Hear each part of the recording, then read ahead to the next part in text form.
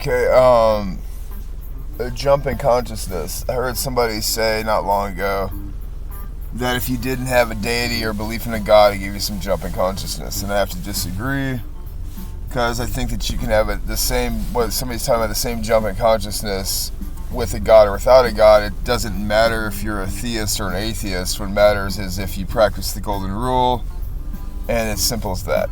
It doesn't have to be some, blown out of proportion thing where you're off condemning somebody for being, going to church or not. It just seems a bit childish. Like, people talk about letting go. You have to let go. I said this. I wrote this song years ago, and I said, you had to let go to be the greatest. What I meant by that was, and somebody I think misinterpreted that.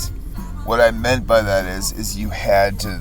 Because if somebody says you need to let go of your past beliefs or your beliefs in something that church, let's say, to become great, because you're channeling your energy into the church rather than just trying to channel your energy into yourself and being great. What I meant by that is, okay, first off, if somebody's saying you have to channel your energy into yourself, that you had to let go of everything, they're still holding on to it because they're concerned about other people's beliefs or lack of beliefs. So by saying that somebody else has to let go, you're actually holding on yourself. So the people saying you have to let go are actually still holding on, if you think about it that way, because they're still having the idea about people letting go. If somebody goes to church, if somebody doesn't go to church, the letting go is that you don't care about if somebody goes to church or not. What you care about is just treating people. To truly let go, you just treat each other how you want to be treated. Practice the golden rule, and that's literally all that you have to do. It's not some hardcore thing where you have to think about it too much. So it's like, if your consciousness evolved, it's like you can see somebody, not as the color of their skin, not as a symbol that's, on some chain they have around their neck, not in the books they read or the music they listen to, but see a person for a person, understand that we all like different things. And that's where the jump in consciousness comes from, is that, you understand we all are on this planet trying to do our best to get by. We all have an epidermis. So it's like, my epidermis I'm of Caucasian descent. But I wasn't going to say that, why would I care about somebody else that was of African American descent? Why would I care about somebody else's sexual orientation? That's their private life. Why would I care about, what someone listens to? That doesn't mean what they're like. And there's people that listen to death metal that are incredibly peaceful. There's people that listen to Grateful Dead that aren't incredibly peaceful. So, don't judge somebody by the music they listen to.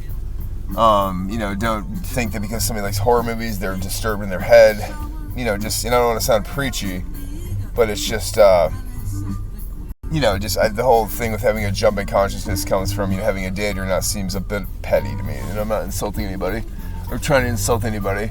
So I don't hope that I don't insult anybody by saying that. But it just seems like, come on, like, if somebody, think of it this way, if somebody worships a goddess like Isis or Mary, it's maybe not, like, what if some girl, like, their mom died when they were younger, or their mom was abusive to them, and they found the mother they needed in this goddess archetype, or maybe they thought the goddess was actually real.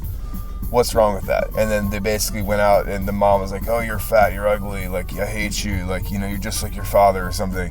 Because the mom has undealt with issues. She's shoving her issues onto her child, and the child's being disturbed and overeating and being stressed out. What if the daughter then goes and, finds Mary or Isis or, some goddess and sees herself within the goddess, and then she's able to go out and she starts exercising because, she wants to be her own goddess based on the archetype or something. She's integrating the archetype. Then what's wrong with that? Like, she's bettering her life. She's finding her path, and that actually is a sign of intelligence if it's bettering her life. So you see there's a jump in consciousness that just happened right there with the girl, because she's recognizing she has potential through, seeing these other figures which are playing a positive female role in her life that her mother's not playing because her mom's getting caught up in her own, psychological trap. So that's all I'm getting at. It doesn't matter if you have a deity or not. It's completely irrelevant. It doesn't give you a jump in consciousness to have a deity or not. What gives you a jump in consciousness is that, basically just practice the golden rule. Treat others how you want to be treated. And I think we all understand what that means. It doesn't matter if it's, it doesn't mean, you're not going to be like fucking Berkowitz, Nobody wants to, how he treated people, murdering people. I think you get what I'm saying here. Like, we all understand that respecting others, being truthful to others, respecting other people's boundaries, privacy, right to be who they want to be.